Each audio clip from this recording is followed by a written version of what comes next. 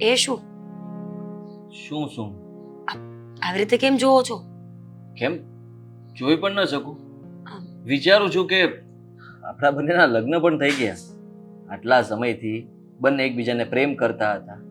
મેં વિચાર્યું નહોતું કે તારા પપ્પા કોઈ દિવસ હા પાડશે.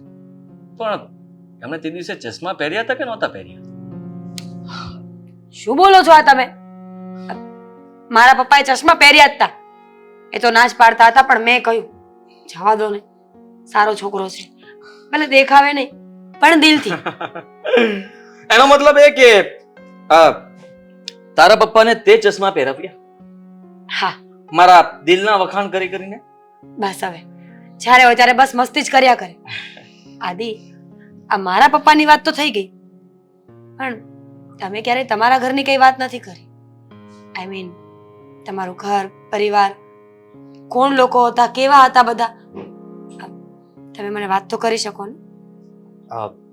જો મીરા, મને લાગે છે કે મેં ખોટા સમયે ખોટી વાતનો ઉલ્લેખ કરી નાખ્યો. એટલે એટલે એમ કે એ પહેલા પણ તે ઘણીવાર મને પૂછ્યું હતું, અને ફરી પાછો આ સવાલ કરવાનો મતલબ મને સમજાણો નહીં. એમ જ ન પૂછી શકું? ના ના, પૂછી શકે ને, શું કામ ન પૂછી શકે? જો આપણે લગ્ન કરી લીધા છે, તું મારી પત્ની છે, તો મારી પણ ફરજ બને છે કે મારે તને સાચું કહેવું જોઈએ. હા તો કહી દો ને, શું છે જે સાચું છે પણ મને ખબર નથી?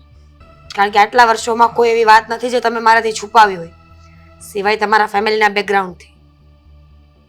વાત જાણે એમ છે કે હું ગામડે રહેતો હતો. ડુંગર ઉપર અમારું ઘર હતું, અને ફેમિલીમાં પપ્પા, મમ્મી અને એક બેન અને હું, હમ 4 જણા હતા અમે લોકો. પપ્પાની વાત કરું તો હું ઘર છોડીને ભાગી ગયો હતો. ત્યારથી અહીંયા જ રહું છું. પણ શું કામે ઘર છોડ્યું? કઈ રીઝન તો હશે ને? રીઝન, મારા પપ્પા ડાકુ હતા.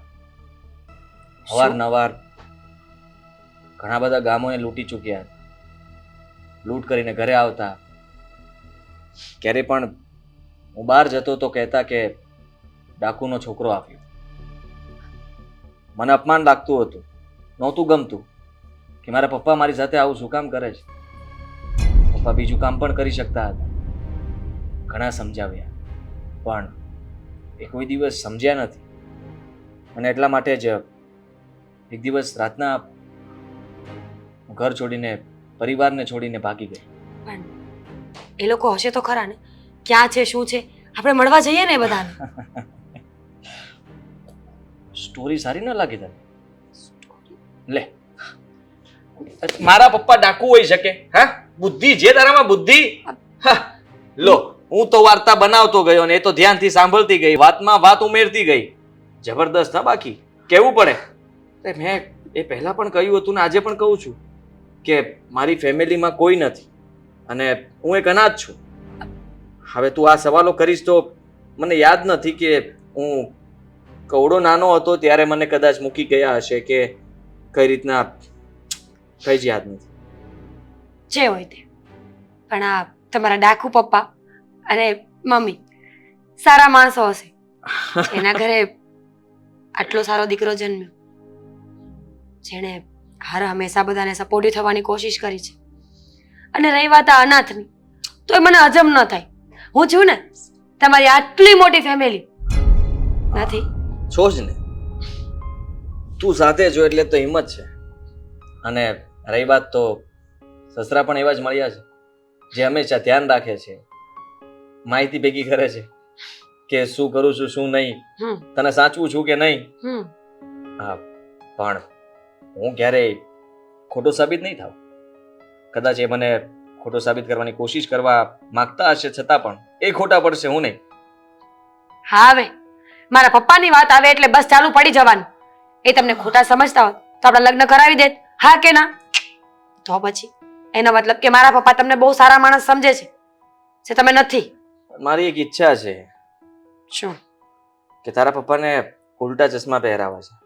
આદિ, આદિ, કઈ વસ્તુ છે નહીં ફેંકવા માટે. ફોન છે પણ ફોન ફેંકતી નહીં, તૂટી જશે. તમારે બહાર નથી જવું? હા જવું છે ને. હા તો જાઓ. આજે એમ પણ રજા છે એટલે ઘરે રહીશ તો તું ખોટું વેન કરીશ. એના કરતા સારું વેન? કે રોનકનો ફોન આવ્યો હતો.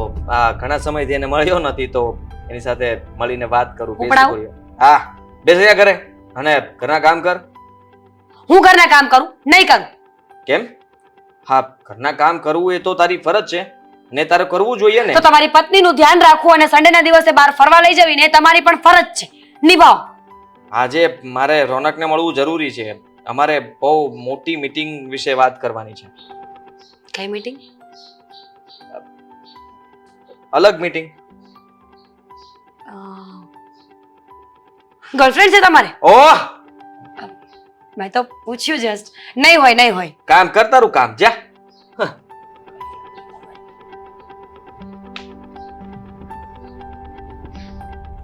નહોતી તો ના પડાય ને.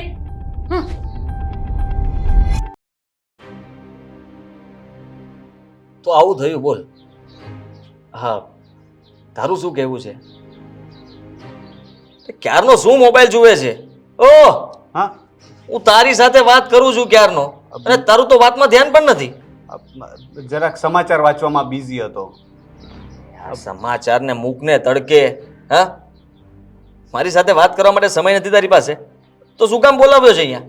મને એમ હતું કે તારી સાથે અહીંયા બેસીને શાંતિથી આપણે બંને ભાઈઓ આ ઘણા સમય પછી મળ્યા છે તો કઈ બિઝનેસની વાત કરશું, કઈ પણ તું કંઈક સારી વાત કરીશ, પણ એવી તો કઈ તારી પાસે વાત જ નથી.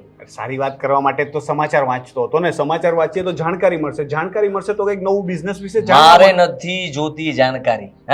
હા તારી પાસે બીજી જૂની જાણકારી હોય એમાંથી મને આપીશ ને તો પણ ચાલશે. આ નવી જાણકારી લઈને નવી માહિતી આપીને એ જરૂરી નથી. સારું ચાલ બોલ, બીજું શું ચાલે છે નવીન લાઈફમાં કે? ચાલ. હા બસ એનું એ જ. હા જો ને હું ને મીરા ઘરમાં આખો દિવસ એકલા. હું આખો દિવસ કામ પર જતો રહું છું અને ઘરે આવીને બસ એનું એ જ. સવારે જતું રહેવાનું, સાંજે આવવાનું, સવારે જવાનું, સાંજે આવવાનું. હા ક્યારેક રજાનો દિવસ આવે તો એમ થાય કે હા રજા જલ્દી પૂરી ન થઈ જાય તો સારું. નસીબદાર છે તું, નસીબદાર. કમસે કમ તારે પત્ની તો છે. મારી જેવો લુખ્ખો તો નથી ને. અહીંયા જો ઘરે કોઈ રાહ જોવા વાળું જ નથી. હું તો કહું છું જલ્દી લગ્ન કરી લે. કઈ સારી છોકરી પસંદ કરીને પ્રપોઝ મારી દે. હા મેં પણ એ જ કર્યું છે ને. આપણે એ જ તો પોઈન્ટ છે કે પહેલા તો સારી છોકરી મળતી નથી, મળે તો ભાવ નથી આપતી. હવે પેલો અક્ષય કુમાર ને મૂવીમાં ડાયલોગ હતો ને કે હમે જો ચાહીએ ઉસે હમ નહીં ચાહીએ और जिसे हम चाहिए वो किसे चाहिए. એટલે કેવું છે કે જે મને ગમે છે એને હું નથી ગમતો અને જેને હું ગમું છું એ તો મને જરાય નથી ગમતી. તો હવે તું કે આમાં કેવી રીતે મેળ આવવાનો મારો? હા થઈ જશે થઈ જશે. સમયની સાથે બધી જ વસ્તુઓ થઈ જાય. મેં વિચાર્યું તો હતું કે કેટરીના કૈફને પ્રપોઝ કરું પણ વિકી કૌશલ લઈ ગયો. હા તું લેટ પડ્યો થોડો. હા આ સલમાન પછી લાઈનમાં જ ઉભો રહ્યો હોત ને તો કદાચ વારો આવી જાત. પણ એમાં એક પ્રોબ્લેમ તો હતો થોડો. હાઈટ થોડી વધારે છે મારા કરતા, 2 ઇંચ વધારે હશે પણ થોડી વધારે તો કહેવાય. અરે આ ફૂટે 12 ઇંચનો ફરક એ ફરક ન કહેવાય. એ વાત એ બરાબર છે પણ હવે તો એ વાતનો મતલબ નથી. કેટરીનાનું નસીબ એને હું ના મળ્યો. હા એના નસીબમાં મતલબમાં સદનસીબ નહીં લખેલા હોય એટલે તું ના મળ્યો.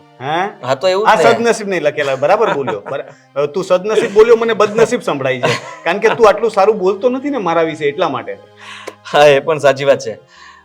રોનક બીજું શું કહું છું તને કે મને લાગે છે કે મારે થોડો બિઝનેસમાં કંઈ આમ તેમ કરવું પડશે હવે. હા તો કર ને. તું કહેતો તો ઓનલાઈન વાળું. આજકાલ તો બધું જ ઓનલાઈન ચાલે છે. તને ખબર છે એમેઝોન પર છે ને છાણા વેચાય છે. આપણે પેલા પોદળાના છાણા હોય ને એ પણ એમેઝોન પર વેચાય છે.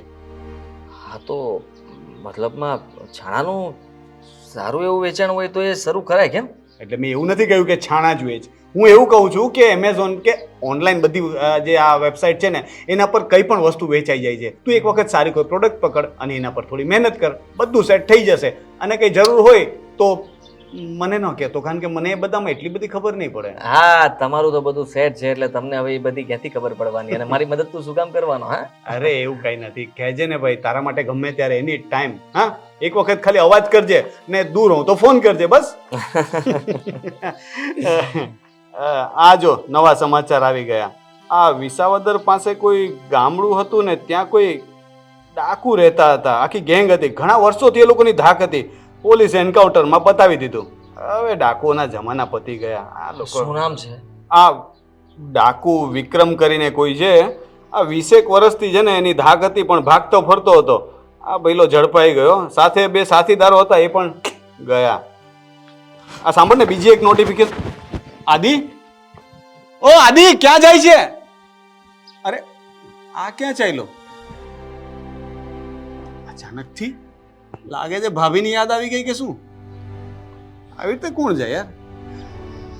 કાંઈ નહીં, આપણે તો સમાચાર વાંચીએ.